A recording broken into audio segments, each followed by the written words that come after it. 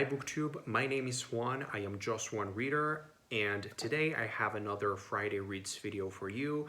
I am having a really great reading week. Actually, I've been having a really amazing month, so I really want to share these amazing books with you. The first book that I finished this week was Un psicoanalista en el diván.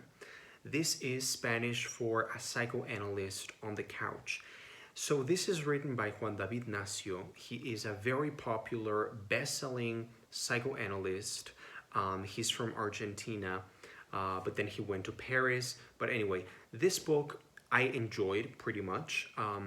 It's sort of an introduction, a revision, and a commentary of psychoanalysis. What I liked about this book is that it's very short, it's very clear. I really like how you can see the passion and the enthusiasm that this man, he's a very senior psychoanalyst, still working, and working in a different century, with a different mindset. And it's really cool for me to read about modern, contemporary psychoanalysts who discuss their practice and their thinking and their theories and the theories that they use in such a clear, candid way. I really enjoyed reading this book because of how you can really see that this was written by someone who loves what they do and someone who is constantly thinking about the theory, questioning the theory, questioning Freud, but also discussing new psychoanalysis, modern contemporary theories. He also addresses the new neurological findings and neurochemical, biological findings that that psychoanalysis works with as well. So I really enjoyed that part of it. Now, I gave this book 3 stars just because I think that it's very basic. It's very simple. It's an introduction. And I didn't really learn anything new. Just because I am on a more advanced stage in my psychoanalytical path as of right now. So I've already covered this stuff many years ago. So I feel like it's a very good introduction, and I would recommend it to people who want to rediscover or really understand the basic core principles of what psychoanalysis is, what it tries to do, how it works, and why it actually does work. So this was good. I gave it 3 stars.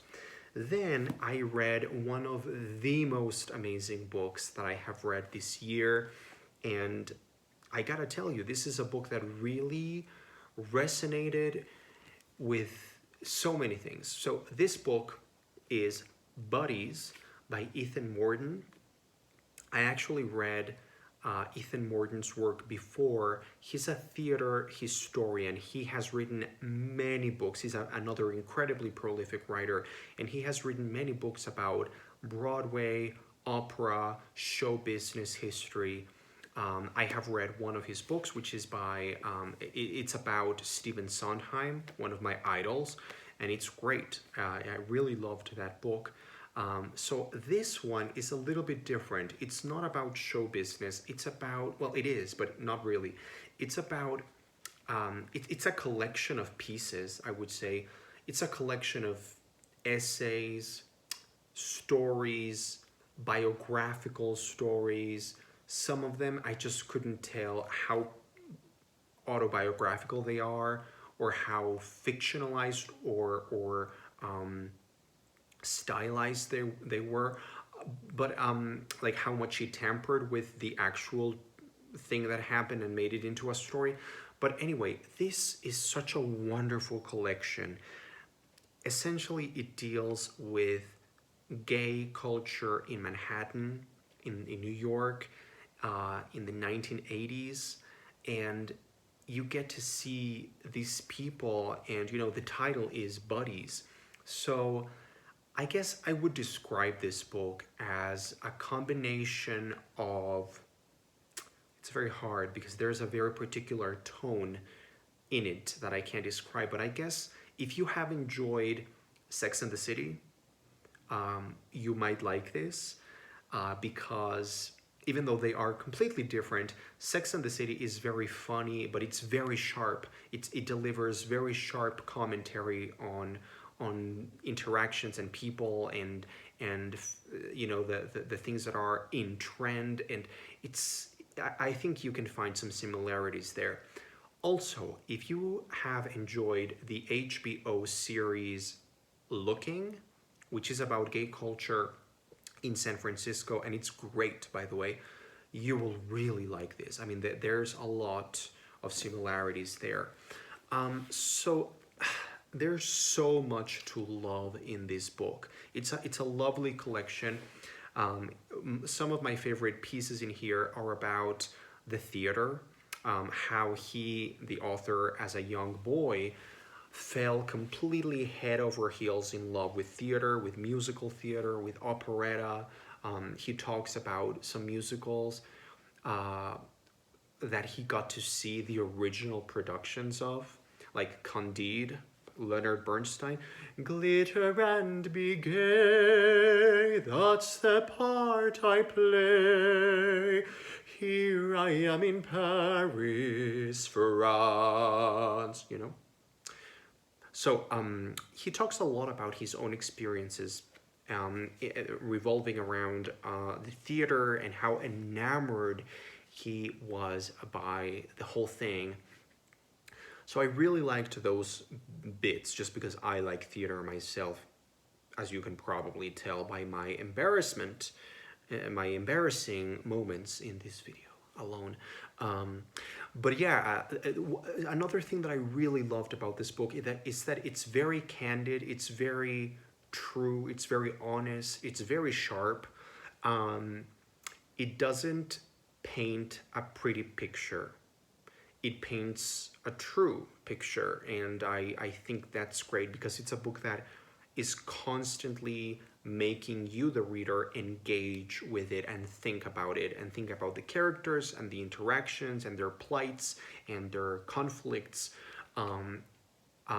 It's also a great book in terms of the historical perspective that this book offers. It is written by this man, and it's talking about this gay culture in the 80s, so a good 40 years has gone by, and it's interesting to do that sort of comparison. He also talks, I guess the main idea of the book, the center, the core, the thematic core of this book, which is in the title, Buddies, is about gay solitude and gay brotherhood. So how gay men, in this case it's very focused on men, how gay men develop friendships and relationships, and relationships and interactions that you can't quite put a label to. Very, very gray area, complex area right there. But anyway, if you want to know more about this book, let me know, because I'm considering making an individual book review for this. But yeah, it's great. It's hard to find, but if you can find a copy, I would, and you are interested in gay culture in this kind of historical perspective, social perspective, this is really something you can't miss. So I gave this 4 stars. The only thing that didn't quite gel with me, and the reason why I couldn't give it the full 5 stars, was because sometimes I felt that the writing style was a little bit academic and a little bit cold, or not cold, but just a little pompous. Like, I think it's just a matter of personal taste, and I personally enjoy more the kind of writing style that doesn't require like so much work. Well, that doesn't sound right. I mean that sometimes I felt like it was overly complicated and overly pompous for something that, you know, I don't know. Anyway, that was a great book. And then the last book that I finished reading this week was so delightful, and that is a Spanish translation of Lord Arthur Saville's Crime and Other Stories by Oscar Wilde. So, if you've been following my channel for a few years at least, you will know that I think it was in 2018 I read The Picture of Dorian Gray, also by Oscar Wilde, and I fell in love with that book. That is one of the most perfect books that I have ever read. My favorite classic by far. I think Mr. Oscar Wilde just immediately solidified himself as one of my favorite authors just with that one book. The thing is, he doesn't really have that many books out there, so that's a pity. But I did read this, and this is a collection of really short stories, and they are, I guess, caricatures. They are sort of very funny, satirical, social commentary stories. They are wacky. They are exquisitely written. I am very sorry that I read a Spanish translation, but this is what I had. But I'm pretty sure the original English is absolutely breathtaking. I do think this translation was pretty good. I felt that Oscar Wilde's writing style is just so luscious and beautiful and witty. It's just very witty. So some of these stories you probably have heard of, especially the very famous the Ghost of Canterville, I think, of Canterville. That's a very famous story, and it's hilarious. All of the stories in here are hilarious and witty and very short. I read this book in a day, so this is a really good palate cleanser if you need one. I gave this, I think, 3.5 stars. That was really good. So, now on to the books that I am currently reading at the moment. I am reading David Copperfield by Dickens. I love this book so much. I finally made it to page 220. I still have 600 more to go.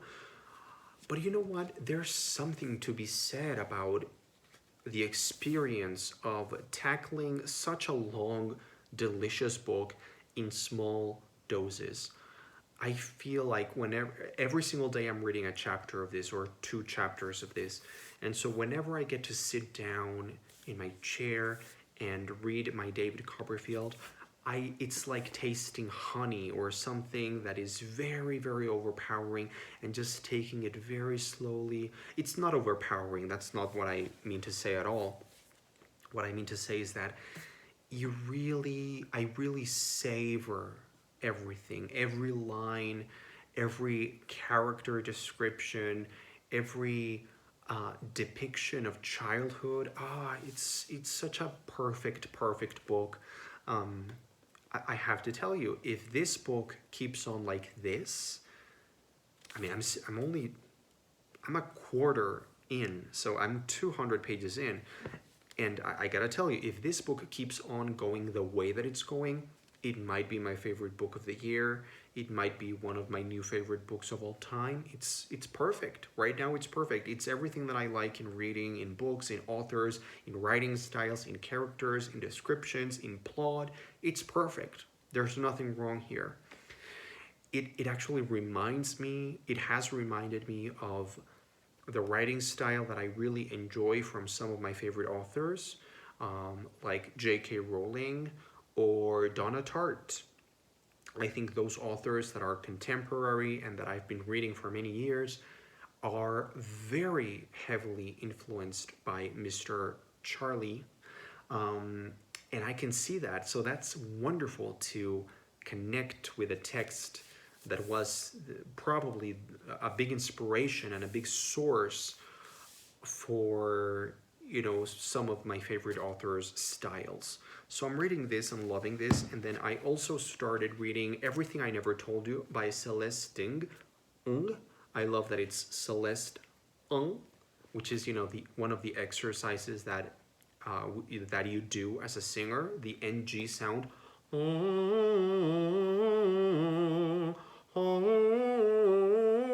The NG sound. So Celeste Ng. Uh, no disrespect for Miss Ng. So this novel is written by Celeste Ng, who is the writer of Little Fires Everywhere. That was her second novel. This is the debut novel.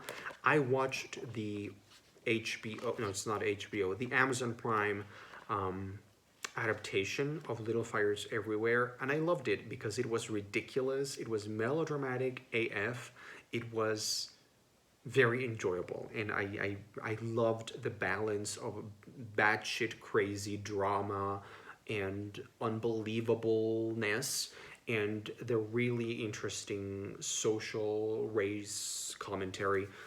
So I decided to pick this book up. As I said, this is her debut novel.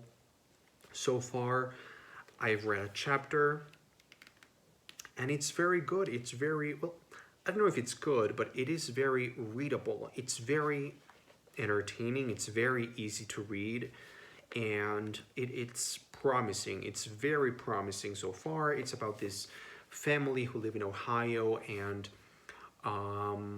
the mother, I think it's the mother who is American, like she's white, and the father is Chinese, and so they have a mixed race family, and one of the daughters is dead right at the beginning of the novel. She's dead and she's missing, and they don't know where she is, and there's many things going on in the family dynamic. So this is looking very good. So now let me share with you finally 4 books that I have on my immediate TBR. So these are books that I will be reading. I just don't know in which order, but I will probably read them all within, I don't know, 2 weeks, something like that, hopefully. So the first one is Wuthering Heights by Emily Bronte. I love the design. I love, love, love the design. Love this. I mean, this is a really wonderful design, and you can even do this with the French flaps. It's just really great. So the reason why I want to read Wuthering Heights sooner rather than later is because I have a friend.